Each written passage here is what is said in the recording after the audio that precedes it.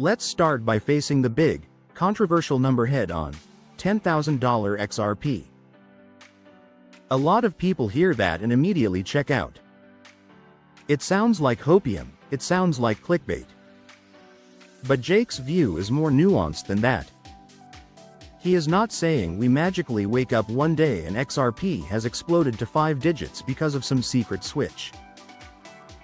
His argument is that those kinds of valuations only even come into the conversation if XRP and Codius are deeply involved in moving and settling enormous markets like derivatives and large-value cross-border flows. We are talking about quadrillions in notional value being routed, netted, and settled over time, not just a bunch of retail traders on an exchange. He emphasizes that there is no mystical, flip-the-switch moment where everything changes overnight. Instead, he points to a series of real-world events that have to play out: clearer regulation, institutional comfort, operational rails being built, and demand for faster, more efficient settlement as the current system strains under its own weight.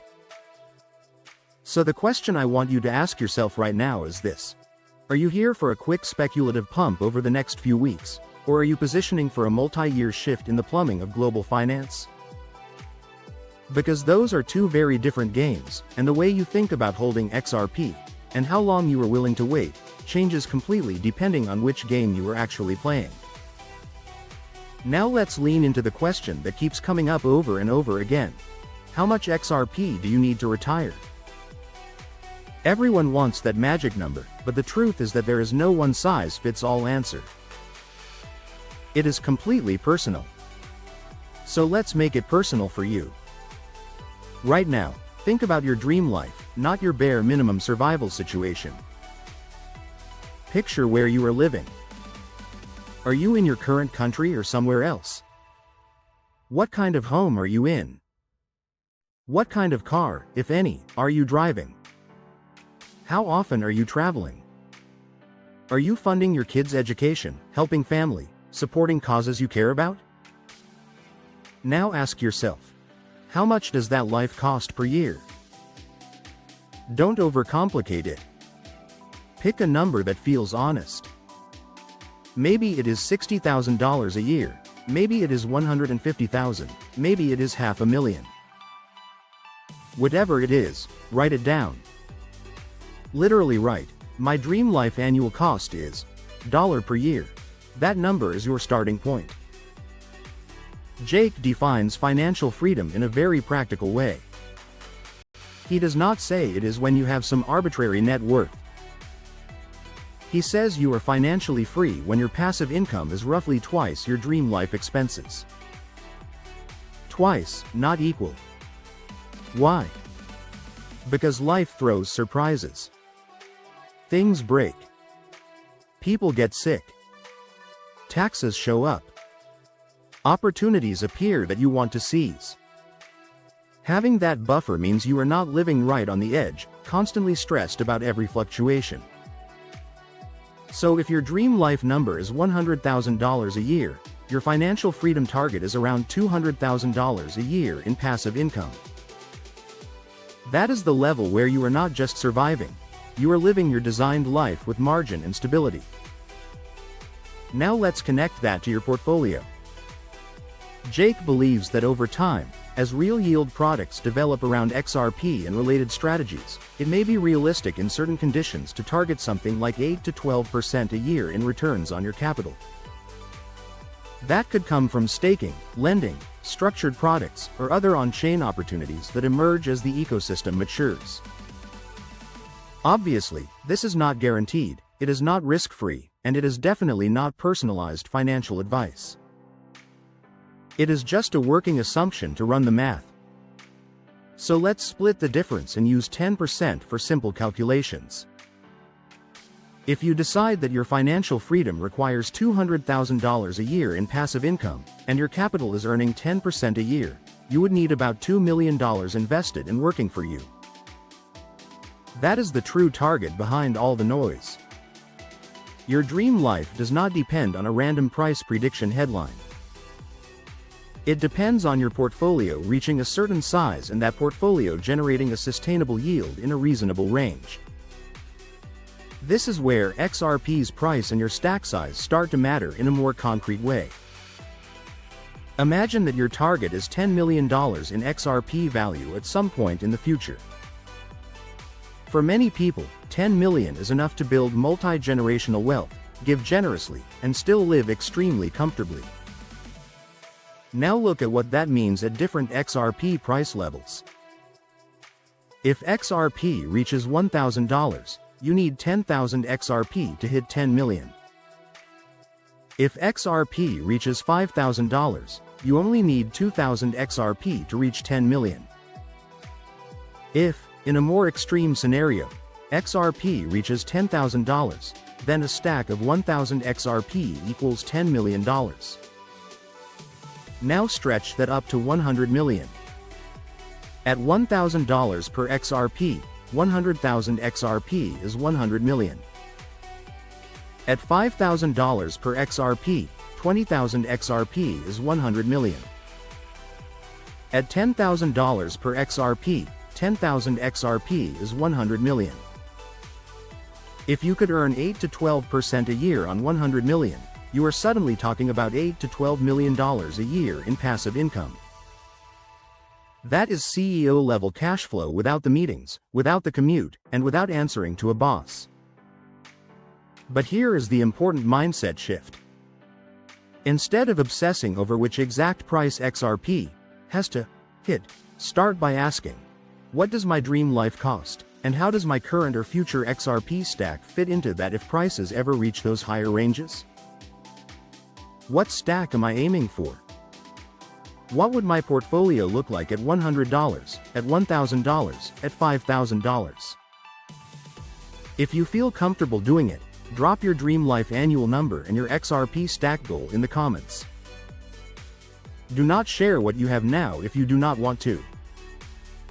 Share what you are aiming for. That simple act of writing it down and speaking it gives you a target and turns this from vague hope into a deliberate plan. Now let's talk about why XRP's price is not just an ego metric but actually matters for utility. A lot of people say, price does not matter, it is all about the tech. That sounds noble, but it is not how large-scale settlement works in the real world. There is a crucial concept here. The higher the price of XRP, the more value each individual unit can move. Think of it with a simple example. If XRP is $1, then you need 1 million XRP to move $1 million. You are moving a lot of units for a relatively small amount of value. But if XRP is $1 million per coin, then a single XRP can move that same $1 million. The fee on the network is fixed in XRP terms, so as the price rises, the system becomes more capital efficient. You are using fewer units of XRP to move a larger notional value, while the actual cost on chain remains tiny. That is why people like Jake argue that XRP is effectively programmed to become more efficient as price climbs. In that view, its real sweet spot for global scale utility might be in the high double, triple, or even 4 or 5 digit range, not forever stuck under $10. Now add another powerful catalyst on top: ETFs and institutional products. If multiple spot XRP ETFs and similar vehicles launch and all begin accumulating XRP at the same time, and if they each attract serious inflows, something very interesting happens. A significant portion of the relatively limited amount of XRP available on exchanges gets soaked up and locked into custodial structures. That creates an actual supply shock. The tradable float shrinks while demand increases. In that situation, price does not just drift up slowly because people are a bit more bullish. It can reprice sharply as the market realizes there simply is not enough cheap XRP sitting around at lower levels. Jake's point is that ETF demand is not just a nice-to-have bullish narrative. It might actually be necessary to push XRP's price to a level where it has the liquidity and valuation to function at scale across the markets it is designed to serve. First you get a flood of demand, then you get a repricing, then XRP has the footprint to operate as serious financial plumbing. And through all of this, never underestimate the power of the community. For years, the average crypto investor has been skeptical or outright hostile toward XRP. The jokes, the threads, the dismissive comments, you have seen them. But quietly, things have been shifting. Big funds and institutions are starting to recognize the sheer size and conviction of the XRP community. They understand that a huge, dedicated base of holders can support liquidity, narrative, and demand over long periods of time. So here is a question to answer honestly for yourself and, if you are comfortable, in the comments. At what price would you truly start taking profits, and at what price would you still be willing to hold a core stack for the long-term settlement and utility thesis? It is easy to say, I am never selling, when the price is low and abstract. It is much harder when real, life-changing numbers start flashing on the screen. Having a written plan separates patient investors from emotional gamblers. So let's bring this together into something clear and actionable. Jake's thesis rests on a few key pillars. First, $10,000 XRP is not just a random dream, it is tied to XRP playing a major role in global settlement and derivatives, which requires real-world events to play out, not just hype. Second, your retirement number is truly unique. It starts with your dream life annual expenses and a realistic yield assumption, not someone else's screenshot or stack. Third, XRP's price actually matters for utility because the higher the price, the more value each unit can move, making the network more efficient at scale.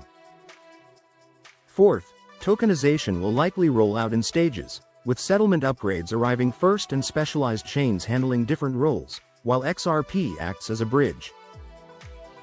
Fifth, ETFs and institutional demand can trigger genuine supply shocks, absorbing billions of XRP and forcing a repricing as the available flow shrinks. Sixth, macro liquidity can supercharge all of this, but it also brings risks you need to respect. Now here is your challenge if you are still with me. Take a moment after this video and write down 3 things. First, your dream life annual cost, even if it is a rough estimate. Second, the XRP stack you are aiming for, not what you have today but where you want to get to. Third, the first thing you would do for someone else if XRP ever does reach those higher numbers you believe in. Maybe it is helping family, funding a charity, building a school, or starting a project that outlives you. I am going to keep covering the pieces most people ignore. The regulation, the tokenization timelines, the ETF flows, and the macro shifts behind XRP's price, so that you always understand the bigger forces at work, not just the daily candles. If you want to stay ahead of that curve, make sure you are subscribed and that notifications are on so you do not miss the next breakdown. We are not just watching this story unfold from the sidelines. We are learning how to navigate it together, one informed decision at a time.